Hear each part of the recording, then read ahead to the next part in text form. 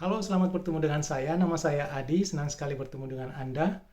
Semoga Anda semua sehat dan sukses selalu. Konten ini berisi informasi mengenai Jepang karena saya sudah di Jepang selama 25 tahun lebih. Jadi saya akan memberikan informasi berdasarkan pengalaman dan pengetahuan saya. Jadi jika Anda berminat mengenai Jepang, jika Anda berminat mengenai pemagangan, mengenai Ginoji Shusei atau pekerja berketerampilan spesifik atau biasa disebut Tokutegino, atau kalau misalnya ada orang tua yang akan kirimkan anaknya ke Jepang, saya sarankan untuk ikuti dulu informasi dari saya. Karena apa? Sudah banyak yang datang ke sini, sudah banyak yang sukses ya, tapi tidak sedikit juga yang gagal. Jadi supaya Anda tidak gagal, saya sarankan untuk ikuti dulu informasi dari saya. Kali ini temanya ini betul-betul penting sekali. Ini untuk calon pekerja atau kotegino atau pekerja berketerampilan khusus. Di mana pentingnya? Karena ini mengenai perusahaan yang akan menerima Anda di sini. Jadi saya rangkum saja. Di sini ada 3 tipe perusahaan yang akan menerima Anda kalau Anda masuk ke sini sebagai pekerja berketerampilan khusus atau Tokutegino. Jadi tipe pertama ini ada perusahaan yang terima Anda tanpa memberikan beban biaya kepada Anda.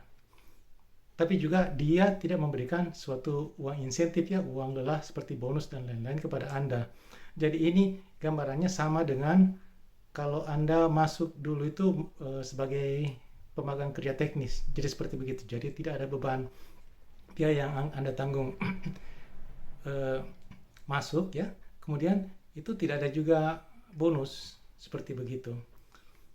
Terus yang tipe yang kedua ini yang tipe yang hati-hati ya, yang di sini ada perusahaan yang bersedia menerima Anda, tapi ada dibuatkan surat perjanjian. Jadi taruhlah misalnya untuk masuk di sini ya, itu perlu apartemen, perlu tempat tinggal. Jadi untuk tempat tinggal itu ada biaya awalnya, ada biaya uang jaminan, uang awal, uang jasa ya. Ada seperti begitu. Itu dibebankan kepada Anda. Jadi taruh misalnya Jumang ya 10 juta misalnya ya. Jadi dalam surat perjanjian itu ditekankan di situ. Untuk biaya awal ini Anda harus pahami bahwa biaya awal ini ditanggung perusahaan. Terus di poin yang berikutnya, jika Anda bekerja di perusahaan itu selama 3 tahun, dan pada waktu itu sebelum 3 tahun Anda berhenti, itu biaya yang tadi 10 juta itu dibebankan kepada Anda. Anda harus bayar itu. Tapi kalau Anda bekerja lebih dari 3 tahun, itu akan dibebaskan. Kemudian ada poinnya lagi, kalau misalnya selama kerja di perusahaan itu misalnya Anda meninggal atau misalnya cacat seumur hidup, itu biayanya akan dibebaskan. Ada juga perusahaan yang bikin perjanjian, itu biaya awal perusahaan yang tanggung ya, tapi Anda tidak boleh menuntut naik gaji sampai 5 tahun. 5 tahun lama sekali loh itu. Jadi Anda harus pikir seperti begitu ya. Terus ada berikutnya tipe perusahaan yang akan terima Anda yang ketiga ini, yang bagus.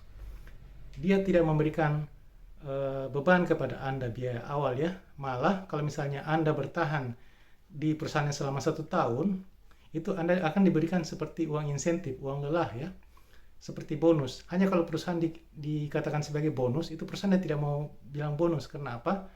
Kalau bonus itu imajinasinya itu dia harus berikan per tahun ya. Sedangkan ini cuma di tahun pertama. Jadi kalau Anda masuk perusahaannya itu tidak ada beban apa-apa. Malah kalau misalnya Anda bertahan misalnya sampai di pertengahan bulan ya, di 6 bulan, Anda itu akan diberikan misalnya 5 juta dari total misalnya 10 juta ya, yang dia janjikan. Jadi kalau misalnya sampai di 1 tahun ya, itu akan diberikan lagi 5 juta, jadi total 10 juta. Jadi ada perusahaan yang seperti begitu. Jadi ada uang rasa terima kasih karena katanya kan Anda ada biaya yang Anda keluarkan waktu urus masuk ke sini. Itu di perusahaan yang ganti seperti begitu. Jadi ada 3 perusahaan yang akan terima Anda sebagai pekerja berketerampilan spesifik di sini. Jadi informasi ini betul-betul penting ya. Jadi semoga bermanfaat untuk Anda. Sampai di sini dulu. Kita akan bertemu di tema lain di kesempatan berikutnya.